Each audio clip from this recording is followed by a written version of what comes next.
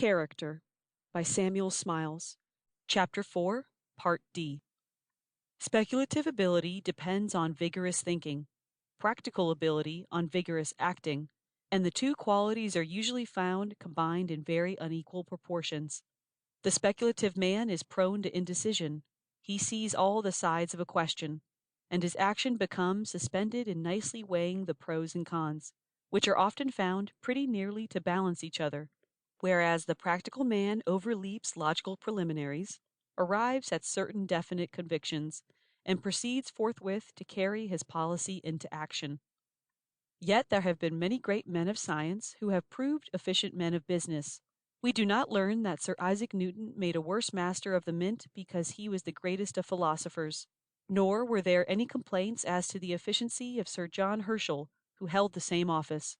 The brothers Humboldt were alike capable men in all that they undertook, whether it was literature, philosophy, mining, philology, diplomacy, or statesmanship. Niebuhr, the historian, was distinguished for his energy and success as a man of business.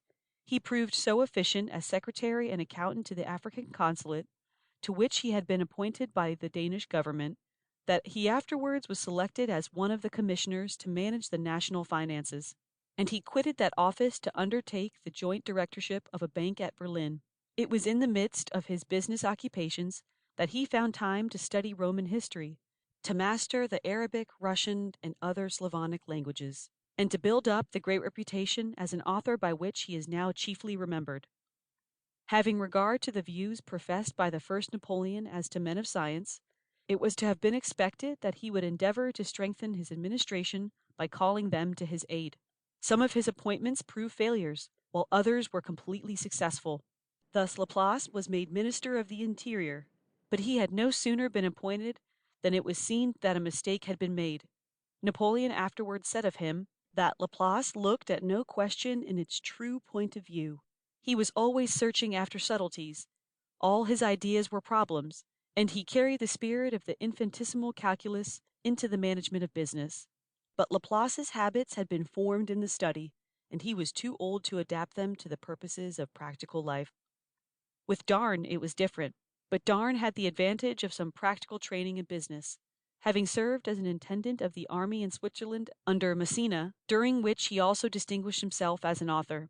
When Napoleon proposed to appoint him a counselor of state and intendant of the imperial household, Darn hesitated to accept the office.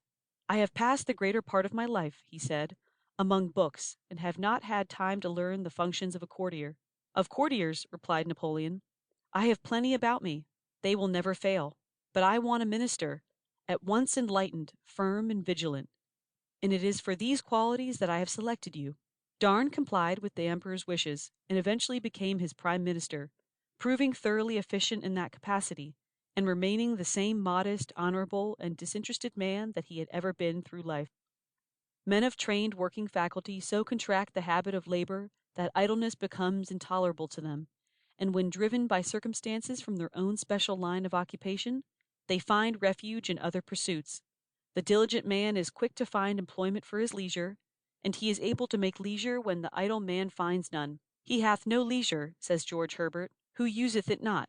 "The most active or busy man that hath been or can be," says Bacon, "hath no question many vacant times of leisure, while he expecteth the tides and returns of business, except he be either tedious and of no dispatch, or lightly and unworthily ambitious to meddle with things that may be better done by others."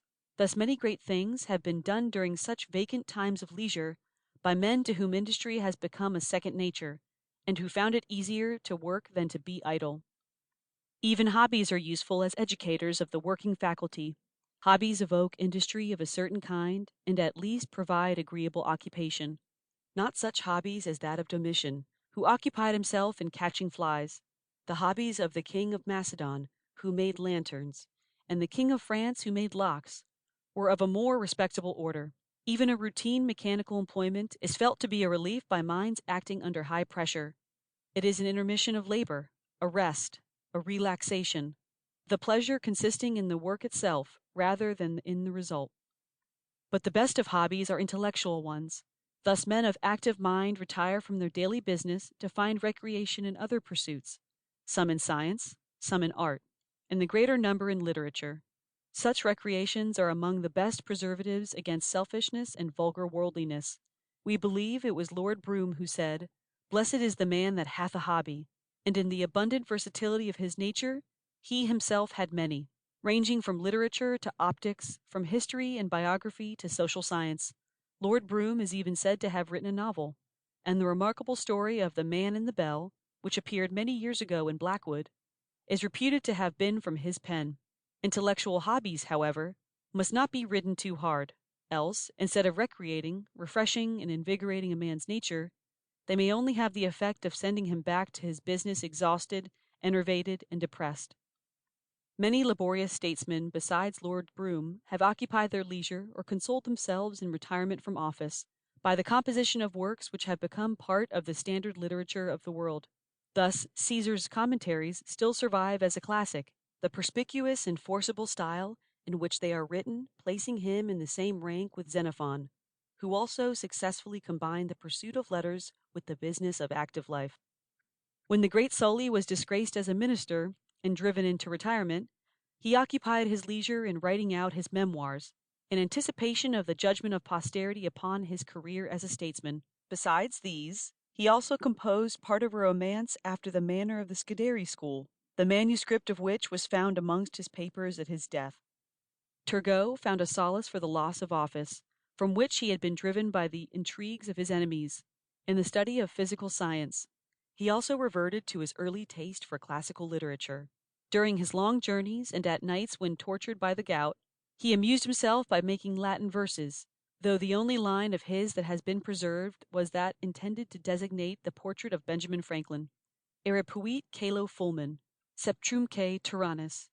Among more recent French statesmen, with whom, however, literature has been their profession as much as politics, may be mentioned de Tocqueville, Thiers, Guizot, and Lamartine, while Napoleon III challenged a place in the Academy by his Life of Caesar. Literature has also been the chief solace of our greatest English statesmen. When Pitt retired from office, like his great contemporary Fox, he reverted with delight to the study of the Greek and Roman classics.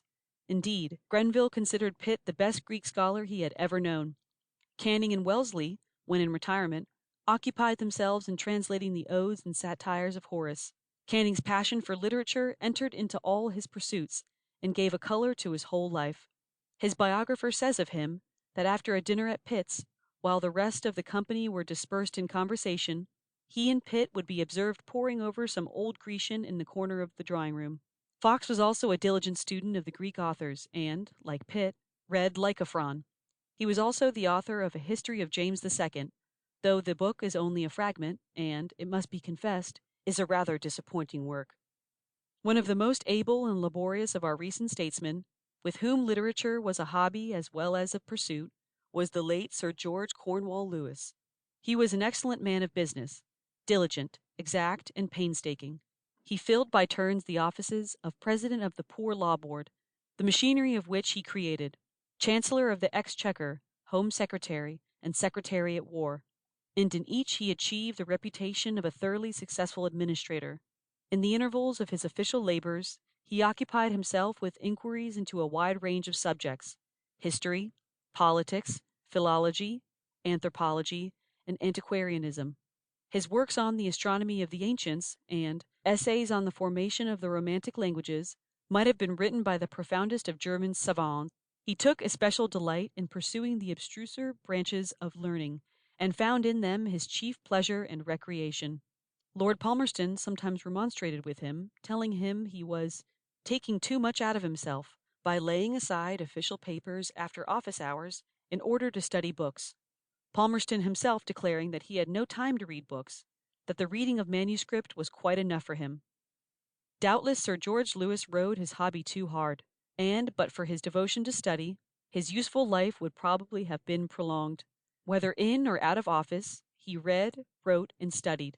He relinquished the editorship of the Edinburgh Review to become Chancellor of the Exchequer, and when no longer occupied in preparing budgets, he proceeded to copy out a mass of Greek manuscripts at the British Museum. He took particular delight in pursuing any difficult inquiry in classical antiquity. One of the odd subjects with which he occupied himself was an examination into the truth of reported cases of longevity, which, according to his custom, he doubted or disbelieved. This subject was uppermost in his mind, while pursuing his canvass of Herefordshire in 1852. On applying to a voter one day for his support, he was met by a decided refusal. "I am sorry," was the candidate's reply, "that you can't give me your vote, but perhaps you can tell me whether anybody in your parish has died at an extraordinary age."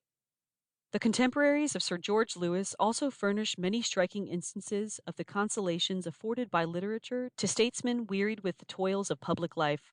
Though the door of office may be closed, that of literature stands always open, and men who are at daggers drawn in politics join hands over the poetry of Homer and Horace. The late Earl of Derby, on retiring from power, produced his noble version of the Iliad, which will probably continue to be read when his speeches have been forgotten. Mr. Gladstone similarly occupied his leisure in preparing for the press his studies on Homer, and in editing a translation of Farini's Roman State, while Mr. Disraeli signalized his retirement from office by the production of his Lothair. Among statesmen who have figured as novelists, besides Mr. Disraeli, are Lord Russell, who has also contributed largely to history and biography, the Marquis of Normandy, and the veteran novelist Lord Lytton, with whom, indeed, politics may be said to have been his recreation, and literature the chief employment of his life. To conclude, a fair measure of work is good for mind as well as body. Man is an intelligence sustained and preserved by bodily organs, and their active exercise is necessary to the enjoyment of health. It is not work, but overwork, that is hurtful. And it is not hard work that is injurious so much as monotonous work, fagging work, hopeless work. All hopeful work is healthful, and to be usefully and hopefully employed is one of the great secrets of happiness. Brain work, in moderation, is no more wearing than any other kind of work. Duly regulated, it is as promotive of health as bodily exercise, and, where due attention is paid to the physical system, it seems difficult to put more upon a man than he can bear. Merely to eat and drink and sleep one's way idly through life is vastly more injurious. The wear and tear of rest is even faster than the tear and wear of work. But overwork is always bad economy. It is, in fact, great waste, especially if conjoined with worry. Indeed, worry kills far more than work does. It frets, it excites, it consumes the body, as sand and grit, which occasion excessive friction, wear out the wheels of a machine. Overwork and worry have both to be guarded against, for over brain work is strain work, and it is exhausting and destructive according as it is in excess of nature. And the brain worker may exhaust and overbalance his mind by excess, just as the athlete may overstrain his muscles and break his back by attempting feats beyond the strength of his physical system. End of section 15.